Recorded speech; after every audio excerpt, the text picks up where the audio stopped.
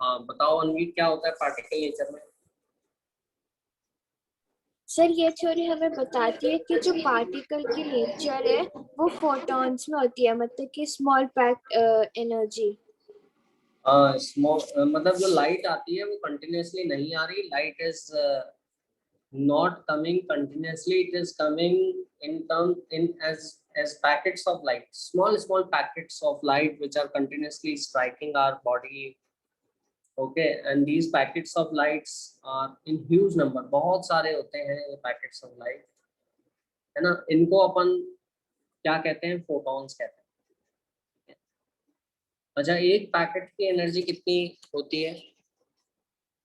अंशिका आवाज आ रही है? Good evening.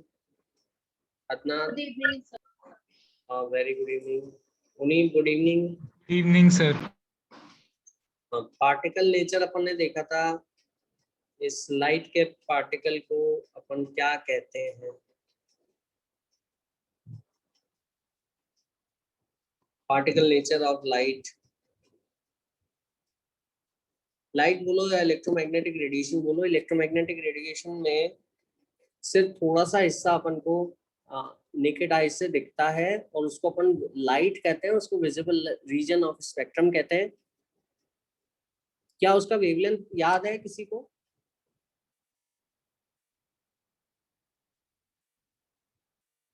जो विबग्योर का वॉयलेट से लेकर रेड तक जो लाइट होती है उसका वेवलेंथ याद है? कौन बताएगा मेरे को जल्दी से? अंशिका, अनवी, अदनान, उनीब, जल्दी से बताओ मेरे को स्कैन करके।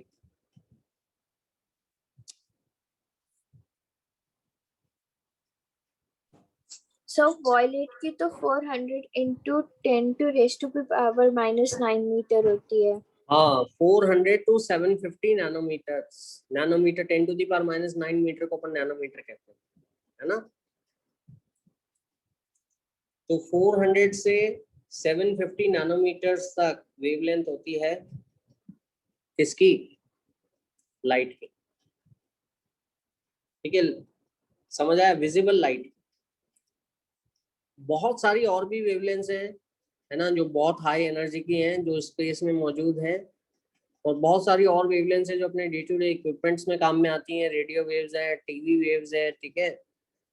एक्सरेज हैं, एक्सरेज हाई एनर्जी की होती हैं। कॉस्मिक रेज, गामा रेज, ठीक है, ये सब बहुत ज्यादा एनर्जी की होती है। अपन को विजिबल रीजन का वेवलेंथ याद रखना है। सबसे बड़ी वेवलेंथ विजिबल रीजन में किसकी होगी? वॉयलेट की या रेड की?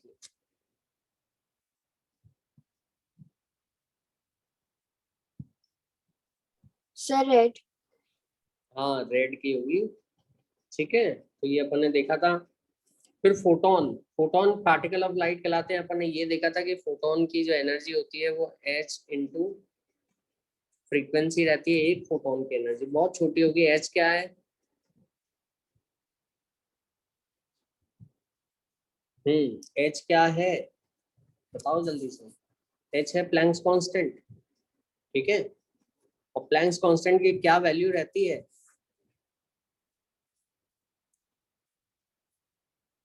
सर 6.626 इंटू 10⁻⁻34 जाउल्स पर सेकेंड। जूल सेकंड, है ना? जूल्स और सेकंड में ये यूनिट है, ठीक है। h की जो वैल्यू है ये अपन को बेटा इसमें भी गिवन है, इलेक्ट्रॉन वोल्ट में भी गिवन है, ठीक है। इलेक्ट्रॉन वोल्ट में कितनी वैल्यू होती है?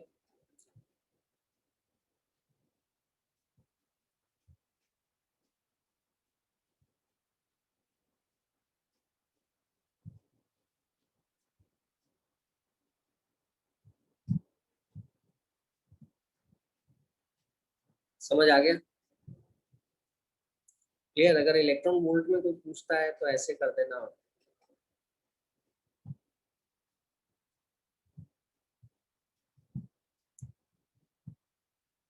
क्लियर है ये? आई होप ये ध्यान आ गया आप लोगों को सभी को। अच्छा, दूसरा मैं चाहूंगा कि अगर आप h इंटू सी की भी वैल्यू भी याद कर लें, क्योंकि ये तो h भी कांस्टेंट है। c की वैल्यू क्या होती है? c तो लाइट की स्पीड है, अगर आप सी की वैल्यू भी याद कर लें तो आपके लिए बड़ा इजी होगा कि आप सॉल्व कर पाएंगे। एच सी की जो वैल्यू होती है ये आपको टाइम बचाएगा, क्योंकि वरना एच की वैल्यू रखोगे, सी की वैल्यू रखोगे, दोनों को मल्टीप्लाई करोगे, है ना, और मल्टीप्लाई करोगे तो क्या होगा, टाइम लगेगा बार बार मल्टीप्लाई करने से। तो एच सी की वैल्यू है 1240 इलेक्ट्रॉन वोल्ट। इसमें एनर्जी की यूनिट इलेक्ट्रॉन वोल्ट में आएगी, ये ध्यान रखना। और लेंथ की यूनिट नैनोमीटर,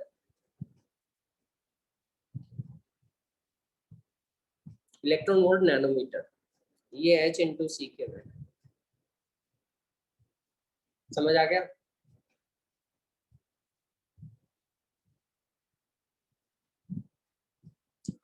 क्लियर? ये वैल्यू याद रखना। मल्टीप्लाई, ये वैसे कोई यूनिवर्सल कांस्टेंट नहीं है, दो कांस्टेंट का मल्टीप्लिकेशन है, जिससे इजी हो जाएगा। ठीक है, 1240 इलेक्ट्रॉन वोल्ट नैनोमीटर। या अगर आपको एनर्जी जूल में दे रखी है और वेवलेंथ नैनोमीटर में दे रखी है ना, एनर्जी इलेक्ट्रॉन वोल्ट में दे रखी है, वेवलेंथ नैनोमीटर में दे रखी है, तो ये लगाओगे आप, है ना। तो एच सी बाय लैम्डा से एनर्जी आ जाती है। अगर आप एच सी की वैल्यू ये रखोगे तो इलेक्ट्रॉन वोल्ट में एनर्जी आएगी आपकी।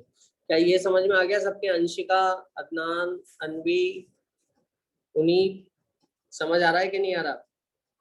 आ रहे सर। हाँ, और अगर आप एच सी की वैल्यू, क्योंकि एच भी कांस्टेंट है, सी भी कांस्टेंट है ना, बार बार मल्टीप्लाई करोगे समय ज्यादा लग जाएगा आपका। तो अगर आप ऐसे करोगे 1.98, है ना, 78 इंटू 10⁻⁻25 जूल मीटर, इसमें लिख दोगे। अगर एनर्जी आपने को जूल में चाहिए और वेवलेंथ मीटर में चाहिए तो वेवलेंथ मीटर में डालोगे, है ना। इसमें H C by lambda energy होती है ना फोटोन की, एक फोटोन की एनर्जी आपकी एच सी बाय लैम्डा है। एच सी को 1240 इलेक्ट्रॉन वोल्ट नैनोमीटर रखोगे तो इसमें एनर्जी की यूनिट आएगी आपकी इलेक्ट्रॉन वोल्ट, और वेवलेंथ की यूनिट रखोगे आप नैनोमीटर। ठीक है, इसी तरह से अगर आप यहाँ पर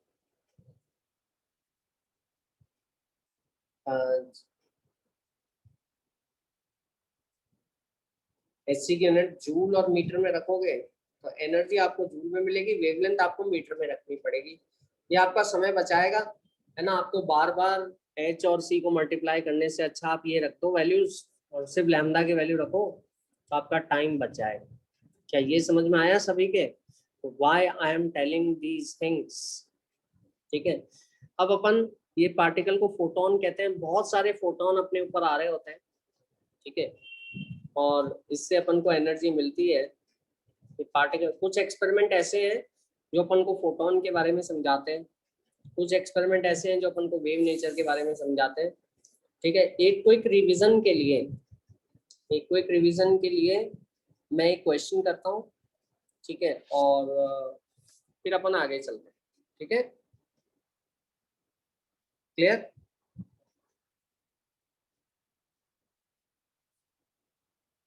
यस सर। ये फोटोन थ्योरी का क्वेश्चन है, बड़ा ही आसान है ना। इसमें अपन ने इलेक्ट्रिक बल्ब तो देखा ही है सभी लोगों ने, 100 वॉट का बल्ब है।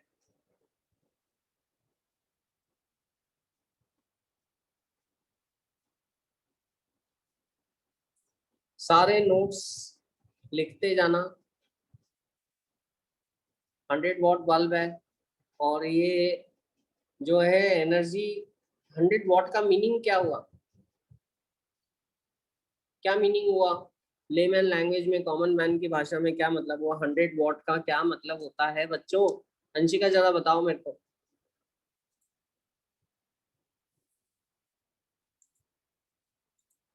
उन्हीं बताओ,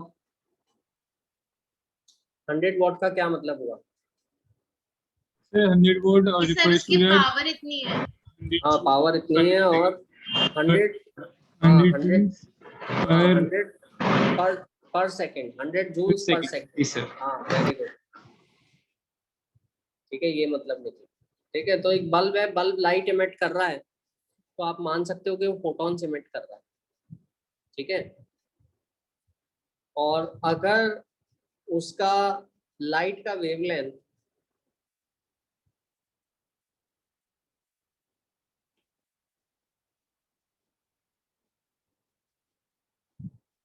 wavelength of the emitted light is 525 nanometers nm। ठीक है, कितने फोटोन पर सेकंड निकल रहे हैं?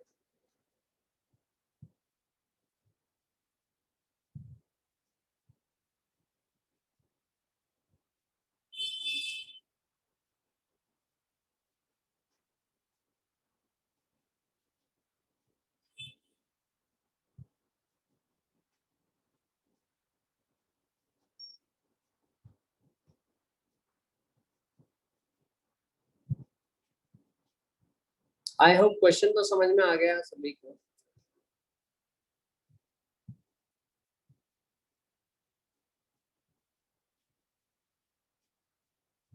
आया कि नहीं आया क्वेश्चन समझ?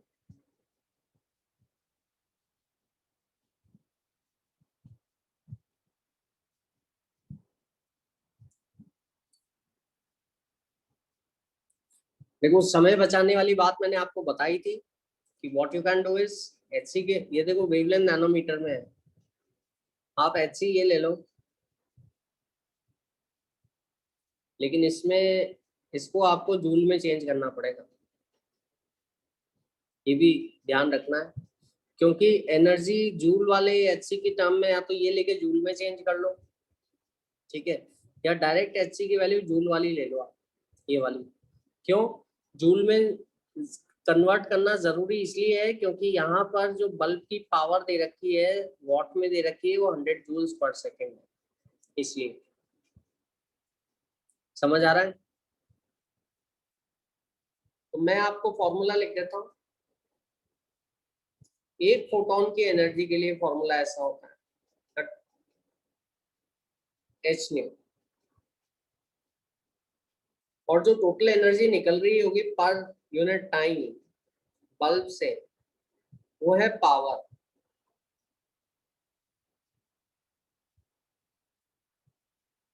ठीक है, तो कितने फोटोन निकल रहे हैं? एन एच न्यू या H C by lambda per unit time.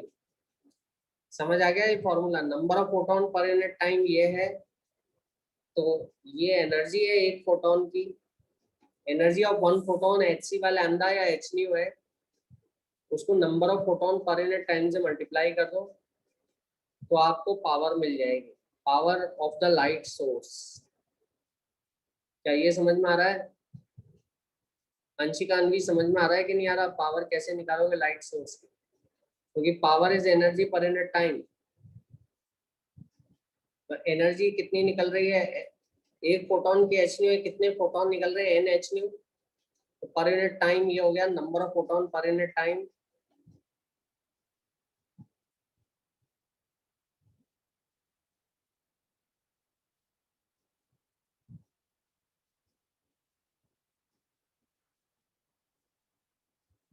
Into energy of each one photon.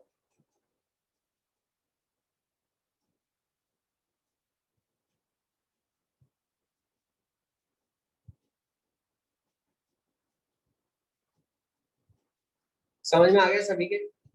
I hope ये क्लियर है सबको। ये वाला फॉर्मूला लगाइए, और अगर वेवलेंथ फ्रीक्वेंसी देनी रखी है, वेवलेंथ दे रखी है, तो number of photon per unit time into H into C by lambda. समझ गए? अब एच सी की वैल्यू कौन सी लोगे? या तो ये लो, जूल वाली वैल्यू लो, लेकिन वेवलेंथ को फिर नैनोमीटर में मत रखना, फिर मीटर में चेंज कर देना, क्योंकि यहाँ पे जूल मीटर लिखा है। बात समझ में आ रही है कि नहीं आ रही?